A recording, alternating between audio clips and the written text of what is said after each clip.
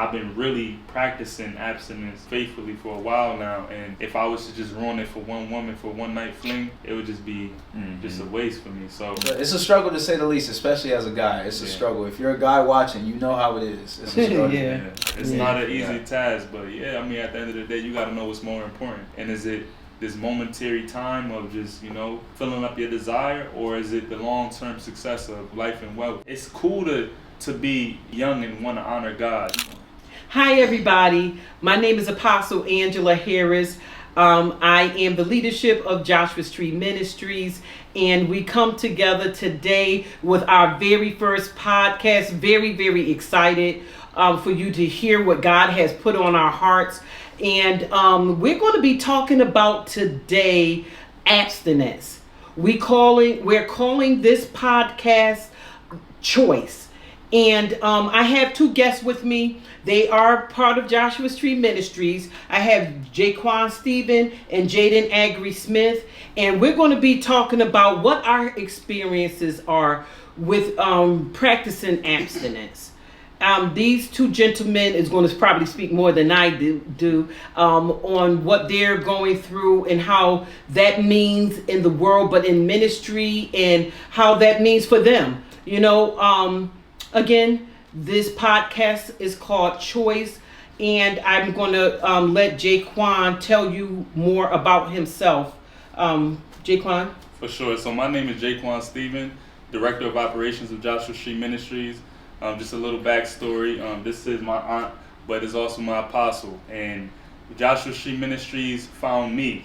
They told me through her she was being used by God, and she told me and encouraged me about what God was doing in my life, and I felt like that was very important and vital, and it allowed me to see life a little bit differently. So, I operate the ministry on another level. I make sure everything runs smoothly, but also, I'm in retail. I played a little pro basketball, and I'm here today to just speak about this topic, abstinence. Wonderful. Thank you, Jacquon. So, Jadon, would you tell everybody about yourself? Of course. So my name is Jadon Agri-Smith. I'm the Chief Editing Officer and Marketing Strategist of Joshua Tree Ministries. I've been in the ministry for about going on 2 years now. It's been a while, and it's been a really big learning experience. I come from out of state. I'm from Maryland, Baltimore City. And, when I met Apostle, it was like a very surreal moment, because at that point I had been walking with God by myself, and I had never really met anyone who I felt a super tight connection with him until I met her. So it was really big, coming out here. I tried to start a couple businesses online, e-commerce, affiliate marketing, X, Y, and Z. And now I'm in retail, just like my brother in Christ here. So now I'm here to fellowship, talk about abstinence, and share my experience and my perspective. Wonderful. Great. So without further ado, we'll get into our conversation.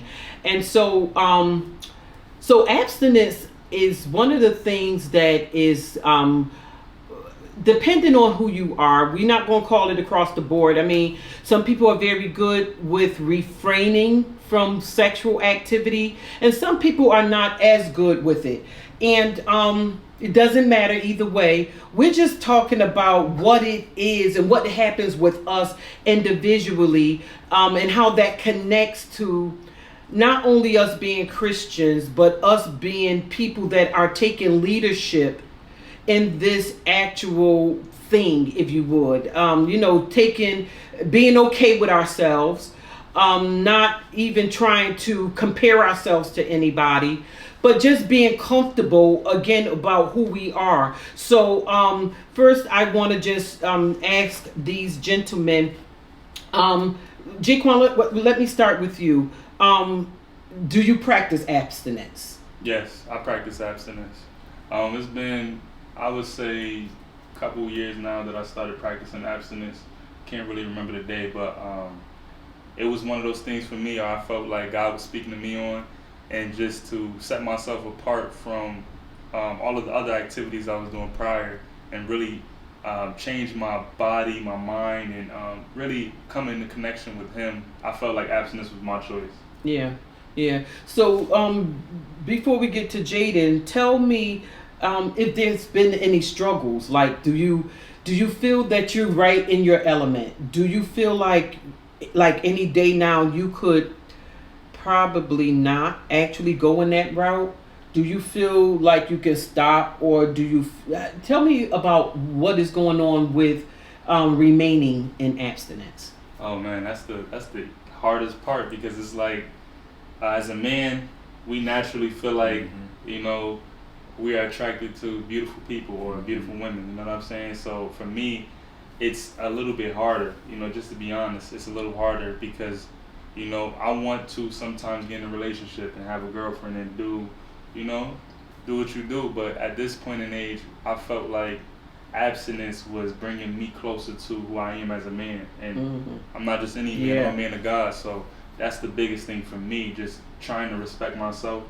And I am respecting myself, but also having a different outlook on the lust of the world. Just trying to really stay away from it. And sexually, I wanted to wait until I was married. So that's my choice. Awesome. So, answer that same question for me, Jadon. Are you practicing abstinence?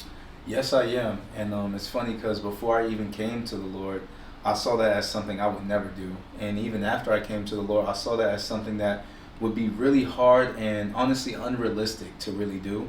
But for me personally, if you don't know, I'm a virgin, so I've never had sex before. So, it's a in the world that we live in, isn't that good? That's awesome. And it's a statement to say the least. But in the world that we live in, it's really hard to maintain that, especially as you grow older and older. I'm 21 years old, so I'm placed with a lot of situations and opportunities that are placed at my feet almost. And when you have to remember where you come from and remember where you're trying to go in life, you have to make those tough decisions, especially when it comes to refraining from sexual activity.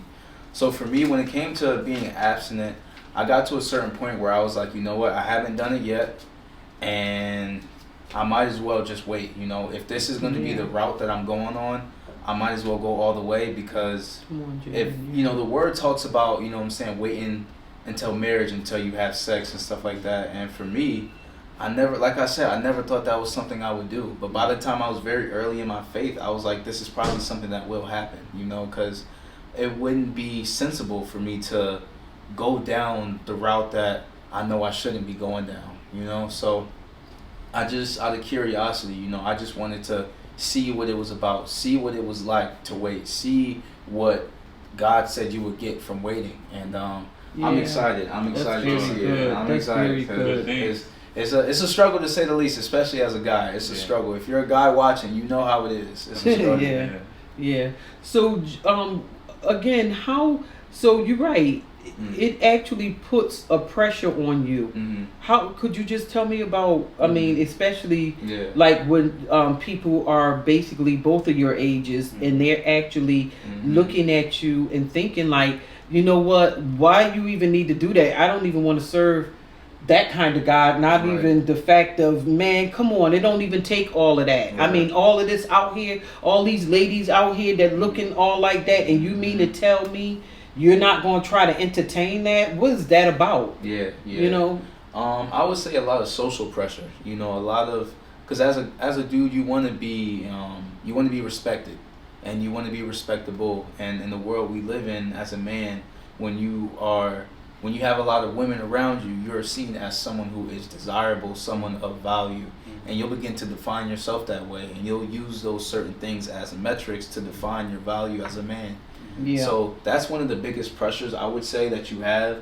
Another pressure would honestly have to be maintaining an example of an abstinent person, because even though you're abstinent, you still get hit with temptation. You still see beautiful women and you gotta look away. You still get put in certain situations, and you have to maintain that decision. You have to continue to make that decision multiple times a day. It's not like a one-time thing and okay, you're good. It's a multiple times a day. You have to make that decision. And especially once you start being vocal about it, now people are watching you. People are seeing what you're doing, because you're doing something that's so against what modern society is about. So now they're watching, okay, who even is this guy? What is he doing? How does he walk? Stuff like that. So any little slip up, they're watching. And it's not to say that you're never going to make a mistake, but it's just to know you don't want to be the reason that other people get confused, you know? So that's the biggest pressure. Yeah.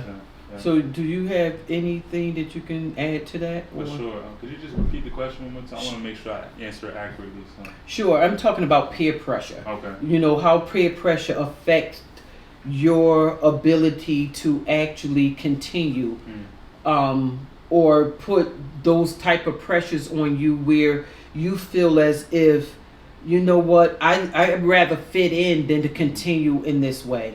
For sure. So for me, peer pressure is real. Like a lot of my peers at the time, before I was practicing abstinence, was encouraging me to, you know, talk to women, deal with women on another level, just, you know, making sure that you was like a ladies' man almost. Like you had to be that guy, you had to dress nice, you had to have that type of style where you attract women in that way. Almost like it's like a modern day womanizer.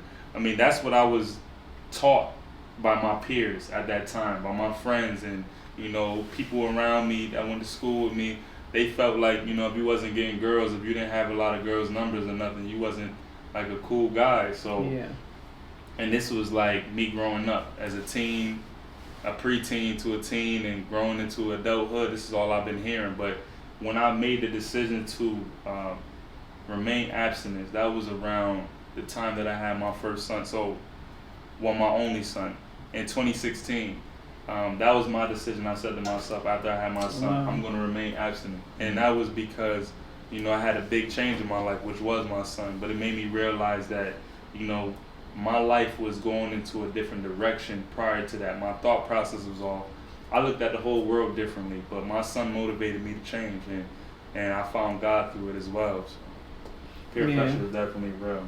And it is real, and I think that people also don't understand that when you do make a choice like this, that I'm talking about other people that are not making a choice. I feel like people don't understand or do not really probably care about if you are how upscale you are, how you trying to maintain. But again, the reason why we're doing this podcast is because we want to let people know that it makes a difference. It makes really a difference of how we look at life, how we're able to get successful, how we look at things as we're becoming successful. And before we really touch on that, I want to just kind of bring in something that I was hearing both of you say. So, Jacquon, you are refraining from sexual activity. Sorry, but you have already been sexual active. Right. Jadon has never been sexual active. So therefore, there's a difference between even those two elements. You know what I mean? So, I mean, one could be harder than the other, but even based off of what Jadon is experienced as an individual, you're now in a different perspective from him, and I kind of want to hear what that's about. Okay. So, as far as, you know, from me being a virgin to me, or not being a virgin but practicing abstinence, I feel like the biggest difference between that was that when I was a virgin, I had no idea of, like, my mind was more pure in that way. It was childlike. I didn't have no understanding of what sex was, and I didn't know it on that level. And I didn't understand how lust could affect you on that level as well. I didn't know how, for me, I felt like if I slept with a woman, how, you know, whatever she's dealing with could come on me. I didn't know that on that level, and I didn't realize how valuable and pure it is to hold on to your virginity. I didn't understand it. Yeah. So now looking back and seeing it, I wish I was still a virgin. I mean, it's almost like it's so honorable to me that you are a virgin. Yes, it because is. It's like, man, I wish I did go that route and stay that route. But, you know, I don't regret my decisions because my son is amazing. I love him to death, you know. Yeah. But it's just like, I would have loved to make that decision and continue that decision. Right. It's so honorable, and I Yeah. respect you so much for it. Cause it's like Appreciate that, man. you being Appreciate young that. and still going out there and telling people like, look, you know, I don't care what it is. Yeah. I'm gonna save myself for my wife, Yeah. and that's such an amazing thing. So, Yeah. you know, I feel like there's definitely a big change in that, from being a virgin to, you know, having sex and then going into abstinence. There's definitely a big change, and it's drastic. But like the best thing for you, I just encourage you to keep going, man. And then your wife is gonna be so worth it. And it's like it's amazing to see that you even continue that mindset, you know, and moving strong in it, not folding under the pressure of what the world looks like. Right. Yeah. And so your response to that is? First off, thank you, bro. I appreciate that. I appreciate that. Man, shoot, being a virgin and being abstinent, a lot of people would see that as like, oh, you know, that it's a lot easier because you've never done it before, you don't know what it's like, you've never Mm-hmm. But man, let me tell you, it gets, in some cases it's even more challenging, right? Because you get to a certain age and you start to, at a certain point, you're not oblivious to what sex is. And I was involved with a certain friend group who was extremely involved, you know, and they would, you know, expose me to certain things that they were doing and stuff like that. And, you know, I understood what it was, you know, and at a certain point you begin to desire, you begin to want certain things, especially when you have, like I said, opportunities that are kind of placed at your doorstep. So for me, every time I would get close to certain situations, you know, I would be pulled by the spirit. I would be, and I would be pulled in a way that I wasn't pulled with other things, you know, because I used to drink, I used to smoke, and I would be pulled away from those things. But when it came to not even just sex, but entertaining women in general in certain ways, I was really pulled. I was really convicted, you know, felt a certain way about, you know, how I looked at them, how I talked to them, how I treated them. And that is probably one of the biggest struggles that even to this day, you know, can come back, you know, as a believer. And that's why I say abstinence is a decision that you make multiple times a day. You know, and I think that goes for any commitment that you make. You know, it's going to be multiple opportunities to either continue with the decision you made or turn away, you know. So I feel like I'm at a place right now where I'm lucky enough to say, like, I'm too deep into ministry, I'm too deep into God to turn back to certain things. And I feel like premarital sex is definitely not one of those things, especially because I've been grateful enough and fortunate enough to start to learn about, you know, who my wife is and who my wife is going to be. Wow. And I'm telling you, once you start to get that information, it inspires you to keep going. For sure. And it inspires you when you're looking at other women like, that's a beautiful woman, but you're not my girl. Right, you're not my wife. You're I not love mine. it, Jadon. You know what I'm saying? You're very beautiful, but you are not mine. You know what I'm saying? Wow. And you start to understand what it really means to have your other half. You know, you start to understand that your wife, what you're gonna have with your wife, that connection, that bond, is just unbreakable. Wow. It's like, it's something that goes deeper than just, oh, I'm physically attracted to you, I'm gonna come up and come talk to you, and we're gonna go down that route. You know that this person was literally engineered by God for you and you alone. I love and that information right there, like it, no matter who you are, no matter how rich, poor, skinny, big, you know that girl's in love with you. And that's a feeling that I feel like deep down every guy wants. Every guy wants, but just that the route of going abstinent is kind of unpopular. That's an unpopular route to get there, you know. So it's so funny. Jacquon, did you have anything to say about that? I mean, I definitely wanted to speak on the part where he mentioned the route is unpopular, because that's an underrated comment right there, because it's like a lot of people don't realize that it should be cool for you to save yourself for your wife. That should be the cool thing, you know, to be able to lock in on one woman and being able to really love on that one woman. But before you doing that, working on yourself, you know, because for me, abstinence was working on myself. It was like I had to really understand, like, am I just having sex, or am I looking for a wife? You know what I'm saying? Am I really trying to do something greater than just the everyday life, or am I trying to stay in this one place? You know what I'm saying? So my mindset is so vastly changed from when I was having sex to where I am now. And I feel like where you are right now, if I would have kept that mindset, you know, I'd probably be further along today. But I'm still grateful that I was able to obtain abstinence at that time I did, because it showed me a lot since then, you know. And it's just like, it's crazy to hear from another guy that, you know, it is an unpopular opinion, but, you know, I'm walking it with, with boldness, you know, like you really got it on your chest, like, no, I am a virgin, it's okay, you know, and I think that is cool, and that's like, we should change the narrative. It shouldn't be unpopular. It should be popular to do that. Come on, Jacquon. And if it's going to start with anybody, let it start with us. Right.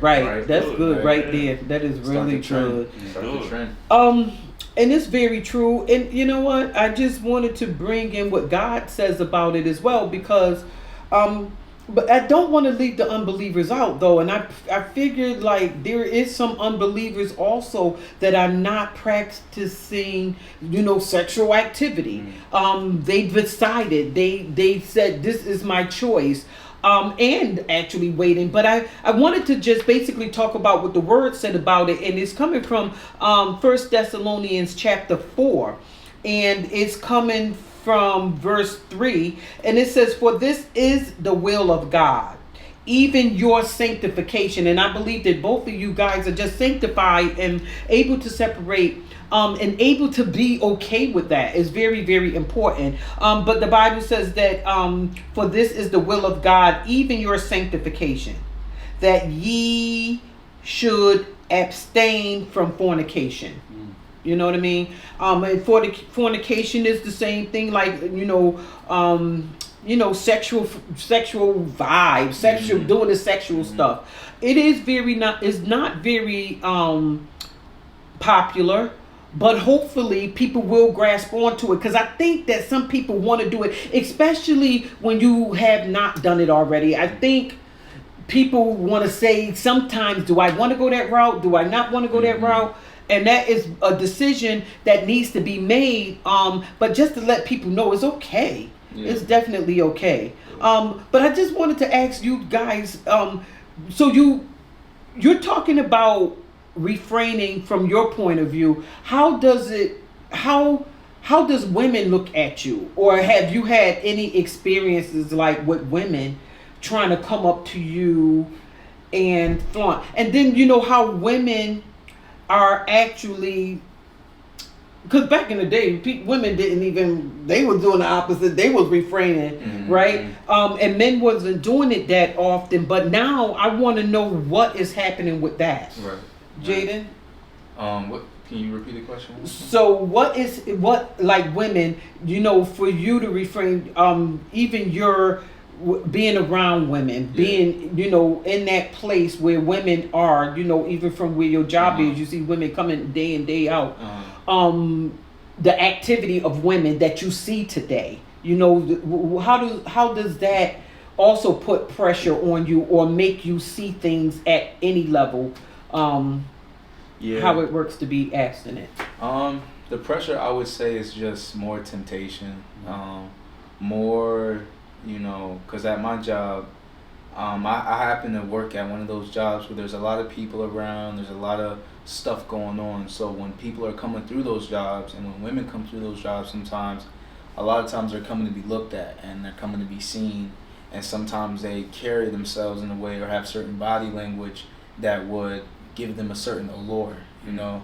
And, you know, like I said, just because you're abstinent doesn't mean that you're not attracted to women at all. So now you have to fight that battle of understanding that there are attractive women around you, but having that moral code and being so set on the only woman that I see in that way is my wife, regardless of how attractive anyone is in front of me.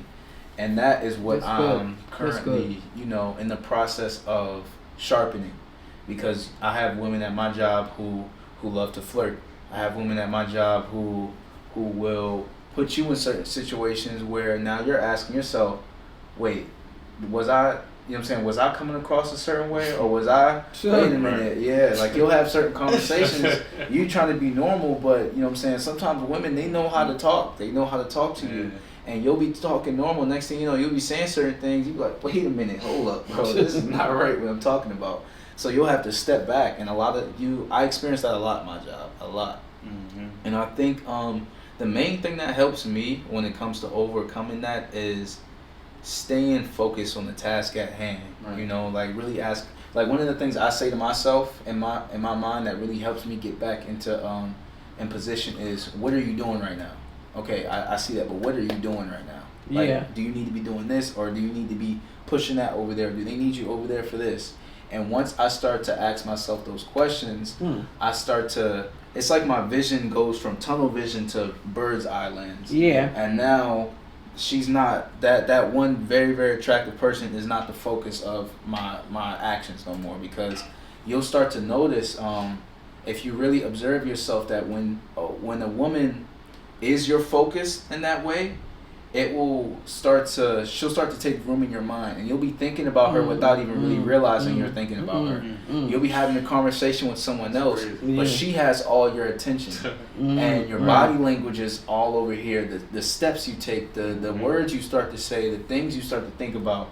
It's all about this one person, and it will knock you off of what you're supposed to be doing. And I think that is a very, very high discipline level to be at, and it's I think one of the levels that the Apostle Paul was at, and that's one of the areas that I'm trying to get sharpened right now, you know. Yeah. So that's the biggest pressure, just the temptation. Yeah. For sure. Yeah. So, but Jacquon, you've been involved, and so basically, how do you think? What is it that you've noticed? Like, I mean, in terms of women, and not women, we're not putting ourselves down, but we know that there's certain actions out there that maybe we are entertaining, honestly speaking, and we are putting ourselves in those zones, and we're actually not realizing who we are approaching. We don't always know if we approaching somebody who is refraining from sexual activity, or somebody who is a virgin, but nonetheless, maybe we're just going out there and we're doing specific things like Jadon was just talking about to get attention. So Jacquon, have you experienced anything to that nature? I definitely experienced, women trying to either, flirt, seduce, or just, getting to know me on that level. And, I'm really good with letting women know, if I'm getting serious with them, this is not what I want to do right now. I want to save myself for my wife, and I really want to just take things slow. But there are the times where some women can be blunt and they can be straightforward and tell me exactly what they want from me, and I'm just like, well, I know how tempting that is, but I gotta make a different choice, because if I do fall into that, then I know all my progress will be in vain, and then it's just. I know that'd be the biggest defeater for me. I'd probably be so upset with myself, or just be so torn down, because I've been really practicing abstinence, faithfully for a while now. And if I was to just ruin it for one woman for one night fling, it would just be just a waste for me. So definitely I experienced that on all kind of levels. I'm in retail as well. They, they come in, these ladies come in, and they beautiful women, but it's just like, I know I gotta stay focused, and I gotta really resist it. I gotta put my blinders on and really just walk straight. And I remember Apostle once told me one time, even if you gotta look, even if you see a woman, you just look away. And I'm just like, just look away, turn your head, look up, look down. I find myself doing the same thing. Like, I can't even, and it's not even intentional, really. Like, you don't really want to look at women on that level. It's just that your eye might gaze, and if you're not focused, you're gonna end up gazing. And it's just a temptation. But at the end of the day, I know my purpose is bigger, and I know my wife is waiting for me, and I can't wait for her. So that's what I'm doing. I love that. So that I'm excited also about that. Very, very clear to me what you guys are going through, and it brought me to another question, because now people that is viewing this podcast is probably wondering, how do you guys date? Do you date or do you not date, or how do you cut that line? How do you actually go in and believe, or really get to know, or really get to discover, or try to discover who it is that is your wife? Right. How do you do that? Man, you wanna? Yeah, I'll start, man. This is a tough one. Yeah. Because for me, I would have to say that I'm refraining from dating until I get the call, or until I guess run into a person that's so striking that I start asking God about those questions. Because I know for me personally, when you're not on the women hunt, and you're not deeply embedded in head hunting and trying to find the next one and the next one, and you're involved in certain work that is really serious and business-like, a lot of aspects of who you are and your character starts to begin to come to light, and it begins to be revealed. And when you know where you're trying to go, and you see where you are, and you know what your life will be like, and the type of woman you'll need by your side, and the type of man you'll need to be for her, you'll see this gigantic gap, this big mountain that you have to climb, and now you'll realize it's going to take so much work to get here. I don't even know if I can support another person right now, when I'm busy trying to support my relationship with God. And I think that's really important, because a lot of times as believers we can get very legalistic when it comes to marriage, because we can just want a wife just to have a wife. Looking at a wife the same way someone who don't even believe in God will look at a wife. Come on, Jadon. But a wife is when you lock in with a wife, you're basically locking in with God on another level. You're saying, God, I'm gonna take care of this other person for you, God. I'm gonna be this man. I'm gonna be a promise to this person that you made to this person, that they've been praying to you about for years and years, certain things that they went through, and you kept speaking to them and telling them, like, I'm gonna get you out of that. I got somebody for you who can X, Y, and Z. You're asking to step up and be that guy, so you got to be at a certain echelon of stature and heart posture and character, because you have to maintain your relationship with God. Right. You have to put your relationship with God before your relationship with that woman. And a lot of times people will see that as crazy. That's your wife. She's number one, X, Y, and Z. And the reason that we put God before anything else is because God cares for everything else in a way that we can't. So when we decide to follow him and we let him take the wheel, he's going to take that vehicle to a place that even our deepest desires, our hearts want it to go, but he'll take it to a level that we can't take it in our own. Because if we think about loving our wife or loving God before our wife, it sounds like you're neglecting your wife, but it's not the case, because you're basically saying, God, I'm going to let you show me what to do, and I'm going to come to you first before approaching this woman, so you can help me approach this woman in the way that you want her to be approached, because you love her on a level that's just extreme. I love that. So you're loving this woman. The Bible says that you're supposed to love your wife as Christ loved the church. Right. And he died. You know what he did on the cross for us? Like, you got to be ready for that, Sure. So, to answer your question, I'm not dating right now. As much as sometimes I desire it, like a lot, I just know it's not, I ain't even got the time. I ain't gonna lie to you. I would want it, but I don't even got the time. Don't got the time. Right. So, So Jacquon, what about you? Does that fit your, your lifestyle, or? Yeah. So dating? I have dated while abstinent, and it was a it was a real challenge, because now you getting involved with a woman. And I think that deserves some clap. So dating and being abstinent. Little pat on my back. That was bro. tough though. I'm not gonna lie to you. Yeah. I'm not gonna lie to you. And I told myself, I'm gonna wait. I'm gonna really wait it out. And then I waited, and I felt like I got to a position where I just felt like it was a good time frame. So let me just try. And it wasn't the easiest thing, fellas.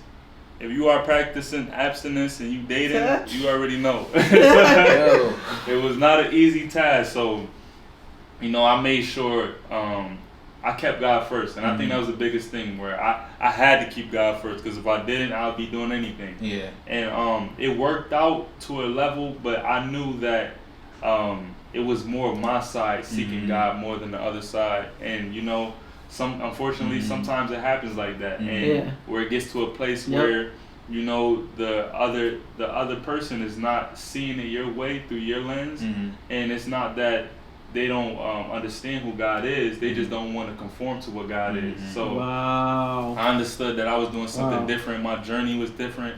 So, I had to make different changes for my life. And, I chose, okay, let me just not continue with this, because it would have went a whole nother way had I continued. And I felt like my mindset more and more towards the relationship was starting to fall into love with the person, but not with God and the person, I Ooh. started losing God in the relationship. Oh, and I my felt like that's God. what was really tearing me up as a man. And, I knew that if I would have continued, my judgment would have been wrong, and I would have been misreading things, and I would have been off. I would have been messed up for real had I, fornicated with this woman. But I told her, I wanted to be married, and I wanted to save myself a marriage, and she should respect that for what it was. But then, it gets hard. You get tempted, and I had to really put my foot down. But Yeah. it wasn't easy. Yeah. It wasn't easy. Y'all know, man. I commend you. Y'all know. Yeah. It's Yeah. not an easy task, but at the end of the day, you got to know what's more important. And is it this momentary time of just, filling up your desire, or is it the long-term success of, life and wealth? Yeah. That's amazing too. And I think people really need to understand, like, it is a choice. It's just a moment by moment choice to choose this, and that is good, is right, it is uplifting. And I'm listening real carefully. And I know that we've talked about what we were going to do, and one of the things I do applaud both of you for is just even being able to come out and do this podcast, because I know I don't look at a lot of podcasts, but I understand how this conversation can be very, very sensitive. Especially being men, and this is about how men are changing the narrative, how men are deciding to be men and not look at us women as we are something that they just desire and gawking at us, but they've made a decision to refrain so that they can have the woman of their life. And the Bible does says, he who finds a wife does find a good thing, and that man has favor with the Lord. You know what I mean? So you want to make sure that, even when you decide to date, that these things is not, a lot of times we women are looking for a husband and everything, but the Bible tells us that the husband need to look for us. I'm not even getting all into that, because whatever you do, you do. But what I am saying is about the way that the Lord is really sending the man out to find a wife. Right. You follow me? The word says that. So, but I basically thinking about people, individual young men, old men, men who are, some men are married and trying to stop fornicating. You know what I mean? They don't even want to sleep with their wives, and some men are really believing one way or the other. But I'm just believing God is going to move you guys forward, and I just want to talk about that a little bit. Again, as practicing this type of thing, how does that make you more, elite, more, you can, successful, how you see yourself more greater? And I know you talked about it a few minutes ago, Jadon, but I basically wanted to find out, what does that do for your manhood? What does that do for you to get evidence of yourself? Wow. You want to? Yeah, I could definitely tap in with that. The biggest thing for me, I realized that I was basing my identity on women, and Wow.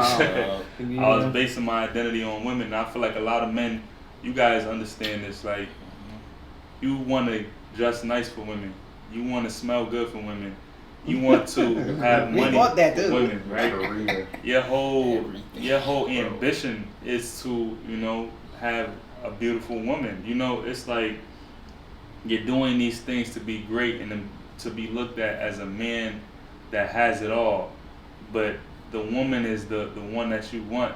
And it's crazy, because now that I'm practicing abstinence, I realize my identity is through God right now, and it's Wow. it's definitely Nice. deeper than just the moments of, oh, I just want to do this because I want a girl to look my way. No, I want to honor God. I really want to honor God, and that's like Wow. it's cool to be, be young and want to honor God. I'm 28 years old. He's 21, but it's like I understood that it doesn't matter how it looks. It doesn't matter if Come I on, do this, if I Jacquon. do that. At the end of the day, I love God, and this is who I am. I wear it on my chest. I wear it on my whole body. I'm just like, man, Yeah. I'm about God. This is what I'm about. Woo. And My God. that was the biggest thing for My me God. when I began to practice abstinence. My whole confidence changed. I realized that I can walk in the room and be myself. I didn't have to put on the front for a woman or to be cool. You know what I'm saying? Yeah. I didn't have to do that. That part. I'm already cool. Like, God made me cool. He made Right. me who I am. I'm the coolest person walking. Right. But it's just that I didn't realize that until I got into Him. So like that's the biggest thing for me. Like I realized how confident I was in God, and that made me confident in myself. And I'm learning it still today. To stay across the board with it. But that was the biggest thing for me, just learning my identity and finding my identity through Christ. So, yeah. How does that look like for you to maintain your success? And did that catapult from when you were involved sexually versus not being involved sexually? So I feel like I felt like I was successful prior, but I felt like now I'm more locked in and focused today. So it allowed me, it definitely catapulted. It jumped, it skyrocketed. I mean, if anything, like I can see a clear difference of who I was before and who I am now. And I believe the biggest key thing is my confidence. I'm able to, be in situations where I may not have spoken up, and I can speak boldly now. And I might have been able to, where I was before, I might have been able to say a few things, but it was never on a grand scale of, this is what I'm doing and this is what God has me doing today. And I'm proud of it. So today, I feel like it's a whole 180. It's like the man that I was before is not the same man that I was today. And my character has changed, I always had characteristics of a great person, but I never was able to free them and bring them out because I was so worried about what people were thinking and so caught up in, if I do this, I'm going to look this type of way, or I'm not going to be seen as cool or not be seen as popular, So that was the biggest thing for me. It was just like the fact of really being confident and bold in who I am and understanding like it's okay, you don't have to go and lay down with women every day. You could really focus on yourself, focus on your goals, and really chase your dreams and really be successful, Not to say that unbelievers, for the people who, have had sex, that, it's a crazy way to look at it where you're just isolated. No, you're not isolated. You still in the world. You still, operate and have friends and do, certain things. It's just that, you walk a different walk, Your life is different. You see things different. Your choices are different. You don't walk the same as everybody else. You might, they might party in club every weekend. You might not. Your club and partying don't look the same. You may go to eat. You may do a little excursion, but that's it. You're not really walking in the worldly lust of I want to go and drink and smoke and have sex. You're not going to do that, So my lifestyle is different. It's changed now. So it definitely catapulted me. I feel like I've gained a whole new confidence. I feel like, people are more attracted and more understanding of where I am today. But not only that, they understand that I am different. I'm set apart. Come on. So that's the biggest thing for me. Yeah. Powerful. That is very powerful. Jada, do you have problems, challenges with that yourself? Like just being not so much okay or only okay, but do you have those challenging moments where you trying to fit in that nature with your fellow brethren, or and trying to how does that work? How does it work when people, and I know you kind of touched it earlier, but how does it really work when people are basically trying to get you involved, or do you try to fake it to try to act like you are like them, but you really not? are you comfortable with even saying that? Nah, man, I don't walk that way. Tell me about that. Yeah. So at first, well, to answer your question, yes, that still is something that I struggle with. Okay. But at first, I was not comfortable with telling people, like, oh yeah, I'm a virgin, or Yeah. oh yeah, Which is really nobody's business, but yeah. or oh yeah, I'm waiting till marriage or such and such. It got to the point where certain conversations, this is prior, I would be wary of when I'm gonna have to tell them, oh yeah, I'm a Christian, because I'm afraid of how that's gonna change how the whole conversation is, and how they're gonna look at me, and the social peer pressure and stuff like that, and like even to this day, I run into certain like situations where I may be vibing with a person or talking with a person, like if I'm at work or something, we just having a good conversation, or me and a group of people laughing together, and then the conversation goes a certain route, and you feel this sense of, I guess you could say camaraderie or bonding with your coworkers or with your teammates or whatever, and now it's kind of hard because now you have to choose God over that. Yeah. And there were certain points where I chose that. I may have taken the back seat to things and kind of like giggled and laughed at jokes and stuff like that. And not gotten like as involved as they were in the conversation, but nonetheless, I was still not standing firm in that moment, and saying like, "Oh yeah, no, I don't get down like that." Yeah. So I think that's definitely a struggle I have, and I feel like a lot of believers have that as well. And I think the biggest thing to know is like, I think like it's okay like to feel isolated in that moment. Like it's alright if you feel like that. That's normal if you feel like that, and you're not wrong, and it's that feeling you get is not bad. It's a normal feeling. I think just learning how to react to those emotions is the biggest thing that teaches us how to fight the good fight, like Paul says. So yeah. So would you think that you felt kind of like the same way, like on that level of where guys, because I know guys do, y'all love to come together, and I know y'all talk about some stuff. But I'm just trying to figure out how difficult is it? How difficult is it to just walk that way? And then again, with trying to, some people think if you walk in that way, I don't know the words that they be saying today, but you ain't, you nerdy, or I don't know what they saying today, y'all. I don't know what they call you today if you trying to walk that way. They don't believe that you're really a person. You're not with life if you're doing that. I've been told that before, Yeah. I mean, I feel like, well, did you want to answer first? I know the question was for you. Go ahead. I feel like when it comes to how hard it is, it's only as hard as you make it to be honest. Like, if you don't care, it's not hard. Like, if you just at a place where you completely separated, you could have the whole world against you and you cool. You know what I'm saying? Yeah. So, I feel like the difficulty is not really facing that challenge, but it's what that challenge is highlighting in yourself. That's what you have to face, and I think that's the difficulty.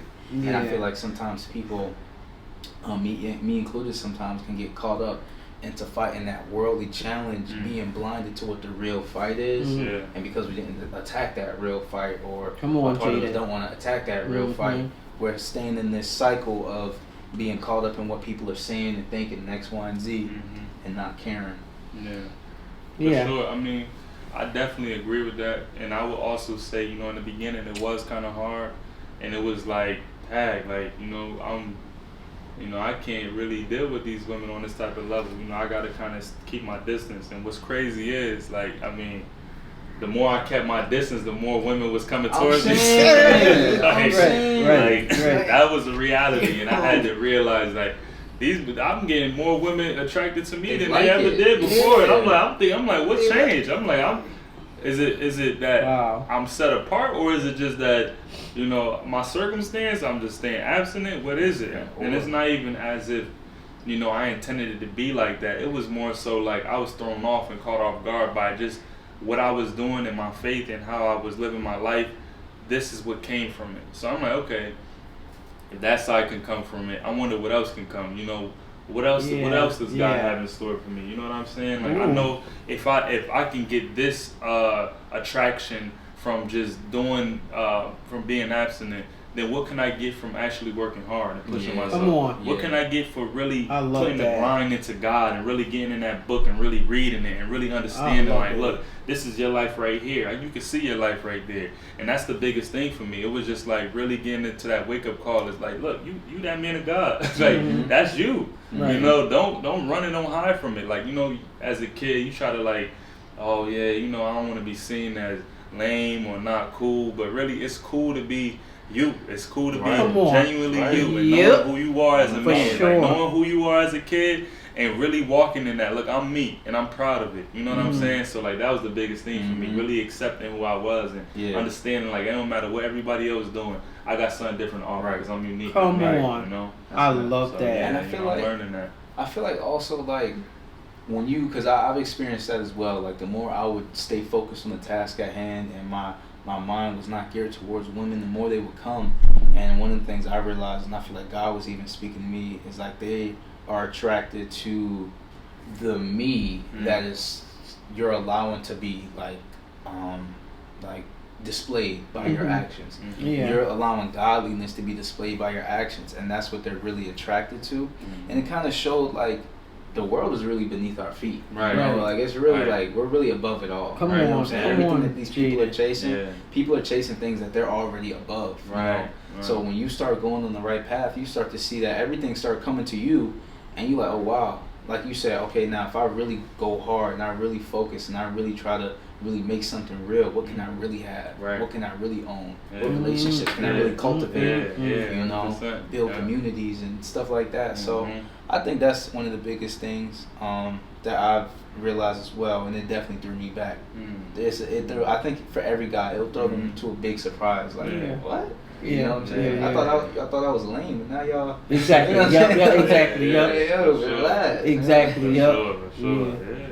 So you know, so you guys are talking about finding a wife, and so I'm wondering, you know, even if anybody is watching this podcast, what they're thinking about if they're not having a wife, because you know some people are not desiring to really have a wife. So have you? What would you say to that? How would you kind of, even with this conversation, kind of put something, you know, feed into them as well? So I mean that's easy for me, because like even if you're not looking for a wife, you know, really it may be ambition for you. You want to be special in life. You want to be different. You want to be able to be the next Steve Jobs, or you know, you want to be like the Bill Gates. You really want to be successful. You know, it might not be about a woman right now, but to chase that is still work, and it's still hard work. It's still going to require you to do things different. It's still going to require you to set yourself apart from the world. You're still going to have to lock in some hours and some overnight days. You may have to wake up early and stay up all day. You know, this is a part of that. So for me, that abstinence was that hard work, but now it's so easy now, and now I can achieve even higher and greater things now. That was just one part of my life. Now I can really grind and put in that work to be successful.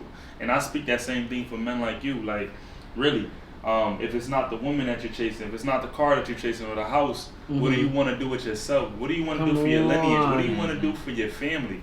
How do you really want to change your family legacy? You know, that starts with you today. And you really got to put in that motivation and that pain to have a different outcome. It can't look like yesterday. It got to be different. You got to really push yourself. And that's the biggest thing I would say. You know, if it's not just for your woman, you know, you're going to have to be locked in regardless. And that's what Jesus Christ, I mean, that's what it was for me.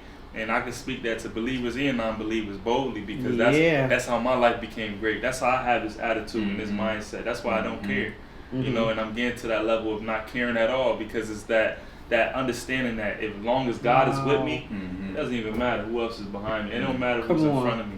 God is right here with me, guiding me through all my challenges. So it's like I know I'm gonna get through. So, nice. That's what I would say. Nice. That's good, right? I mean, I couldn't even say it any better than that. You know, like if you chasing, like he said, if you chasing anything else, like abstinence is like one of the highest forms of discipline that you can partake on. And like even if a wife or something that's committed as a marriage isn't something you really focused on right now, it's still beneficial for you to stay away from one night stands and little flings and stuff like Yeah. that. Because like he said, if you are ambitious, that will throw you off. And I feel like, you know, when it comes to restraining from sexual activity before marriage, if marriage isn't something that you're really looking for at the moment, that could be at the moment. And if you're chasing something big, you have to be open to the fact that what you think and who you are and the mindset that you have could be completely different.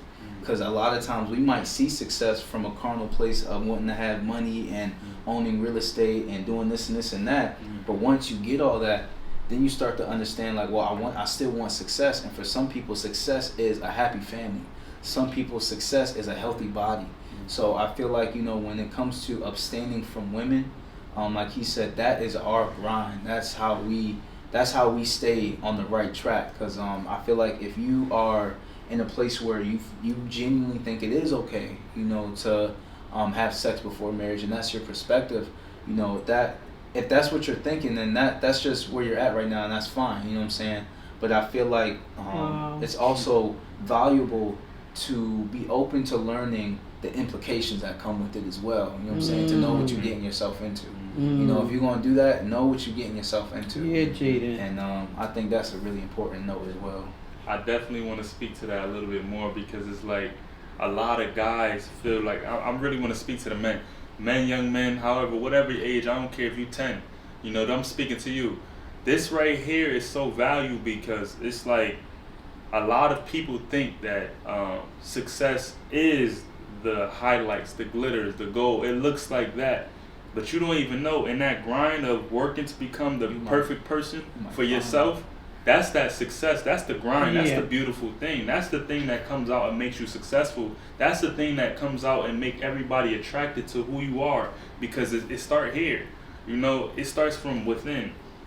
And I really want to applaud you, Jadon, for even having this ability to think like this at a young age. Oh, yeah. Like, I wish I was your age thinking the way that you were thinking. You know, I wish that I said, I'm going to save myself for my wife. I wish that I said, I'm not going to go into fornication. I'm not going to have sex with women. I'm going to just be pure and walk my life like this until I meet my wife. Because then I feel, for me personally, I will be way past where I am today. But it's no regret. It's just like I'm thankful for even coming across somebody like you, because it makes me realize that what I am doing is right, but you could even be way farther, but it's okay. You know? My God. I'm thankful for that. And it's like, a lot of men don't understand, like, we should be able to big each other up for doing things like that. Yep. When I was young, it wasn't, actually it was the opposite. You would get bullied for stuff like that, and that's not cool, you know, because you should be able to have the freedom to say, no, I'm not going to be dealing with these women. And another brother should be able to build you up and say, you know, I hear you in that, you know, you're doing the right thing, and encourage you with that. And that's what we're here for, you know, brotherly love. We really want to encourage each other. Exactly. Like, you fit that up with the podcast. I gotta be. So that's good. So no, I really applaud both of you, to be honest with you. I mean, and I think, and I want to just say, men, those that are like these guys, but if you even have any questions, any comments, please let us know.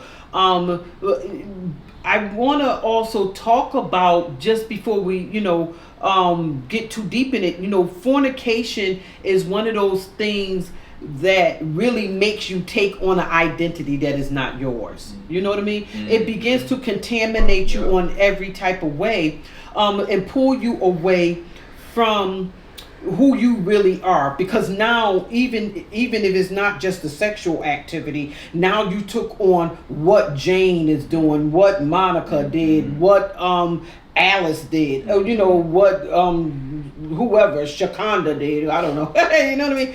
But you start taking a little piece once you lay down. You're taking a little piece of them, not even so much as sexually, but their attitudes, what they're thinking, how they thinking, and then habits, their habits. And so what happens is that you become all confused on you going even forward as a man. I was talking to a individual, a family member, as a matter of fact, and this person is also refraining from sexual activity, actually looking for a wife as well. And I was amazed, knowing that we were going to be doing this podcast, that individual became, that conversation came up in our minds. I'm sorry, that conversation came up as we were talking, and I'm really trying to explain to people that, yeah, because remember now, even with the sexual activity, is only a moment in time. Is you got to walk away from that, and so therefore your eyes get bigger, and what you might see going forward or next, body shapes and beautiful faces and all of that is just a depiction of something. It's something within you that is just attracted to that. Anybody can do that. Right. Anybody, but do you have to lay down with that? Do you have to really chase that? And do you have to take away your identity to do it? Step out of character. Yeah, do you? Speak on that. Yeah, you know what I'm saying? Speak on Because that. it's for real. Because a lot of people feel like this is just what I do. No, you're setting up a whole thing on yourself. It doesn't even matter. It's man and woman, as a matter of fact, and it's something that we have to really think about. Are we really wanting to do that for the rest of our lives? Right. Do we get to a cutoff point? I mean, again, to talk about how luscious, how delicious even a man and a woman may look to each other. You know what I mean? And if that's the case, then that means that you just look luscious. That doesn't mean, again, I lay down with you. Right. You just happen to look good. You know what I mean, y'all? They just happen to look good, people. I want to just also read another scripture, and this is coming from 1 Corinthians chapter 5. And this is when Paul was being talked to about, there was a problem in a particular church, in the church of Corinth. There was a problem with people fornicating. It was real big. And this is what was said. It's 1 Corinthians, again, chapter 5, verse 1. It is reported commonly that there is fornication among you, and such fornication as is not so much as named amongst the Gentiles. Like the Gentiles, the people, and when I look at the Gentiles, even with us right now, the non-Christians, the people that are not even Christians, it ain't even named amongst them. It's all up in the Christian house. It's all up into the people that are Christian. He's talking about, he heard about some fornication that's right in the house of God, that is not even amongst the people outside of the house of God. You follow me? And that type of fornication, he said, that should have, that the Gentiles, somebody should have their father's wife. Yeah. That's crazy. Because when you really... Jadon looking at me like, what? Wait, say that again. Repeat that, right. No, seriously. The Bible says, 1 Corinthians chapter 5, verse 1.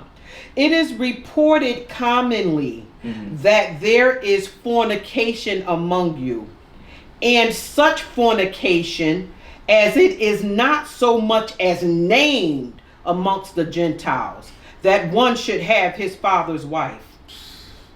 Sheesh, that's crazy.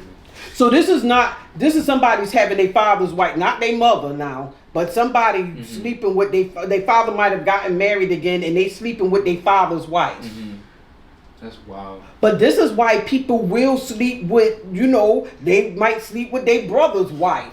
They might sleep with their, their teacher's wife, their co-worker's wife. They may sleep with somebody else's wife. Fornication, can't resist. Yeah. That's a whole nother thing. Yeah, it is. That's something that even God showed me, like, when it comes to, like, when you're looking at women, sometimes, like, we like to think of it as, like, oh, I'm trying to get right. I'm trying to do right by, like I'm saying, me and my relationship with God. But a lot of times you are looking at a woman who is potentially going to be belonging to another man, and you're doing another brother wrong. Somebody who you can help bring to Christ, you about to be the reason this man's heart gets broken. You know what I'm saying? Wow. So a lot of times a lot of people don't think about that. No. A lot of people do not think about that. Like when they're looking at a certain woman, is there some man out there that's like head over heels in love with her? Come on. And I'm now he might be over in the far somewhere looking at her, and now he sees her, you know what I'm saying, exchanging with me. Right. You know what I'm saying? He was thinking about proposing the next Right. week. Certain things like Wow. that. A lot of times we don't think about how we damage other brothers in Christ and how we talk about building ourselves up. But when, you know what I'm saying, even in doing stuff like that, we're tearing another man down. Especially because a lot of us have been teared down, you know what I'm saying, in a lot of these situations, and we're putting that on somebody. And I know, like, with women, I've seen things that I would not want to wish on my worst enemy, you know? So, yeah, that's just what God was showing me. Yeah, it is. And it, you know, and you do have to think, sometimes we don't even really think minute. Sometimes we just really thinking about in the feeling and the emotional part. And I'm not trying to hawk on us as Christians, y'all. I really ain't. I'm not. But if this is the activity that we're acting as Christians, unbelievers don't stand a chance. You know what I mean? And this is why Paul was talking about that type of thing. Somebody is fornicating with their father's wife. Somebody is actually going outside, you know, sneaking around. And we do know that people have done this scripturally. But the thing is, do we want to do it? You know? And I think that right now we got to really open up this door, y'all. We really got to be honest about this stuff. We really got to be okay and comfortable about where we are sexually. And what are we actually chasing in that sexual mode? What are we chasing? And if we trying to look for happiness or a desire, and even when people, you know, they're trying to fornicate, or they believe that, no, I just love women. Look, bruh, I love me some women. That's fine. Love them. Love them from a distance. Love them not to, because the more you sleep with more women, again, your desire is getting larger and larger. And especially if you're not focused, and if you're not trying to look, I found her. I found her. She is it. Then she begins to be your focus point on moving forward. And women, we gotta we gotta make sure that even us, we have to, this conversation goes right to us as well. You know, because we have to make sure that these two men have spoken this way. And these are things that they are really serious about. There's no change in their minds. And even with men, you know, especially with men like Jadon, who has not entertained sexual behavior, sexual activity, he deserves the right to be brought up and be able to focalize on him becoming a man, him becoming a godly man, and being okay with that. So I think as we continue to go forward, we're going to talk more about this. You guys, we're going to talk more about it, right? You have anything you want to say before we go? Anything? Yeah. To any guy out there who may be watching this and you're hearing what we're saying in our mindset, and you may be feeling very small or diminished, or like we're thinking in a way that you didn't even hear from another guy before, and you feel like that's so high and mighty that I can't even do it. There's nothing you cannot do, you know what I'm saying? And there's nothing that you are not capable of. You know what I'm saying? And that, even outside of just not having sex, I'm talking about, like, you know, restoring relationships with family members, and bringing generational wealth to your family, getting over that depression, getting over that anxiety, you know, a lot of stuff in your entire life that you really, really, really want to overcome, and you really want to get underneath your belt. You can do that going this route. And you will do that going this route with God. You know, I don't know if any of you guys, if you're watching this and you're saved or not, or where your thoughts or beliefs on God are or not, but I urge you guys, just give him a shot. I'm telling you, like, your life will never be the same, ever. You will never be the same. It says in the Bible that you will seek me and find me when you seek me with all your heart. And I guarantee you that once you find God, and you start to understand the perspective that we're speaking from and the words we're saying, that everything that you want in your life will begin flooding in, even more than you were even expecting or even wanted at first. I love it. You know what I'm saying? So Yeah. Just know, like, you can be one of these people who's sharing their testimony, who's talking about their experience, and there's going to be other people looking up to you and saying, like, dang, all right, I think I can do it, or I think I can go another day, or I think I can get over this depression, or I think I can go build that business or build that dream based on what you do in the world and what you say and the things that God uses you for. So never think small about yourself. We're in the same battle that you are. We may have access to just different information that we're utilizing. You know? Yeah, I agree. Real wonderful. I mean, awesomely put, Jadon. That is amazing. Take heed to what he said, y'all. That's some real stuff.